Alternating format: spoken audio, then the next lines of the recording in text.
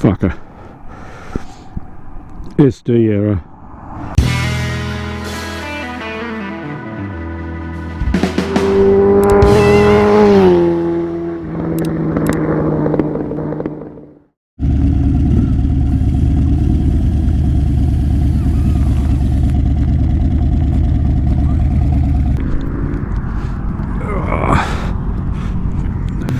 Oh, it's cold, it's spitting rain, it's probably going to snow, so let's, I don't know, go to the Highlands Lakes. I don't know if that camera's going to work there. G'day everybody. Oh no, it's shaking like a dog shitting razor blades.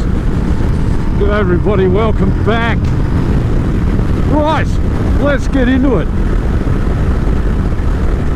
What the hell is going on with Ducati, and what the hell is going on with Harley Davidson? First of all, Ducati have announced a new Gran Turismo engine, which is destined for their new multi-strada, and they've upset a lot of Ducatista by getting rid of the Desmo valves and going to a chain-driven overhead cam with springs. I mean, what the hell? Like, out of context, I'm thinking, oh, this is the beginning of the end for Ducati. What the hell are they doing? But in context, I can understand why they made the decision. This is for, you know, isn't the thin end of the wedge, but it is for slated for the new multi-strada adventure bike. They are looking at longer service intervals and trying to compete with the likes of the, you know, BMW, GS, etc. Triumph Tiger, and they're trying to appeal to those guys who, you know, might balk at a Ducati because of the maintenance intervals and the perception of a higher maintenance engine.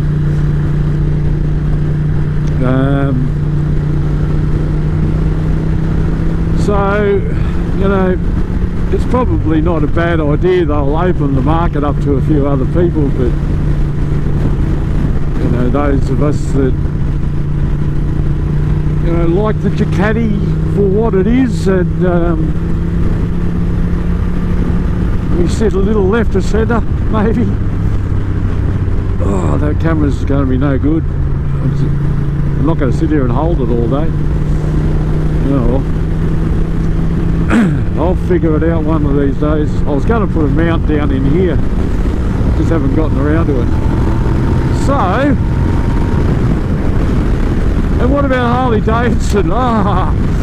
Again, this is in context, and, you know, you got to look at it from a different perspective, I guess. So the $1 million Bogan Danny Hayes has run foul of Harley Davidson corporate. Well, he hasn't, but the guys at Geelong Harley Davidson have, because Danny's been filming in their store, and they're a Harley Davidson dealership, and Harley aren't all that happy about some of the narrative that's come out of that, some of the language, some of the opinions, etc. So they pretty well put the kibosh on it and said, you can't go filming in there anymore, we'll pull your dealership off you. And a lot of people are pretty pissed off about it, and I got to be honest with you, I think it's a bit of bullshit too, to be, you know, frank, because the $1 million Bogan and Geelong Harley Davidson have done a lot in the view of many to promote Harley Davidson in a pretty good light. But Harley Davidson are a massive corporation, and you know, they are struggling in the marketplace, it's fair to say. They're trying to open up the different types of, well, they're trying to appeal to millennials and those with man buns, and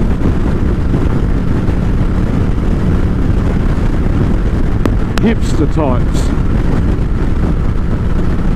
And it's not working that well. And of course,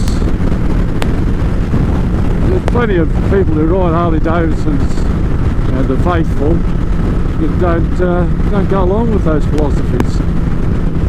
But from their perspective, you got to look at the precedents that it sets. So if they say to Danny Hayes or turn a blind eye and say, you know, you can do what you like, then they're basically saying to all and sundry, it's okay, you can do what you like. The next thing you got idiots smashing shit and setting them on fire and taking it too far. And they turn around to Harley Davidson and say, well, you know, it's alright for this prick over in Australia to do it. So I can kind of understand where they're coming from, but it's not a good look.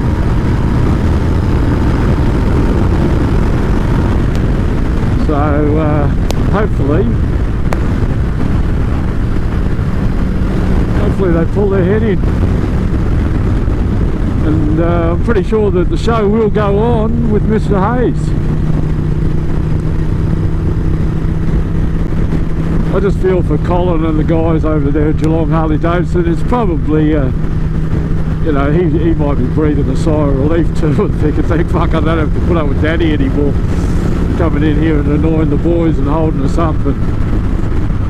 But, you know, I guarantee you there's a lot of people that have now started to take their bikes to Geelong Harley Davidson because of the efforts of Danny and you know, Colin's sense of humour. And one thing it did expose is the fact that, you know, they're very good at what they do there. So pull your head in, Harley Davidson, I guess.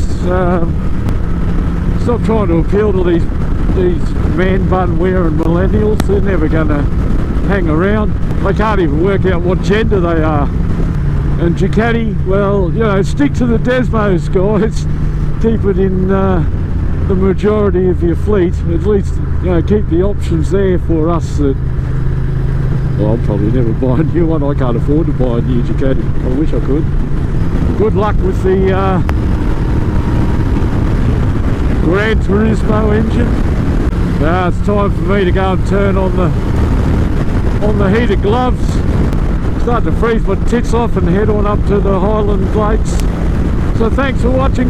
Don't forget to like, subscribe and comment, and I'll catch you next time on Andy's Motorcycle Obsessions. Bye for now.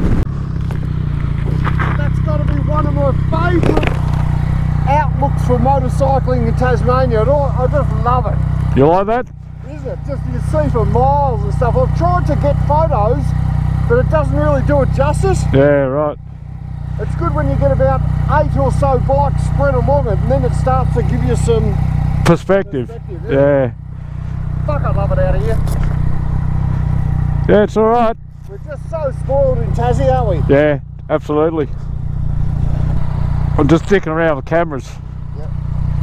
So you're making a video again? I was, but that's failed. Ah.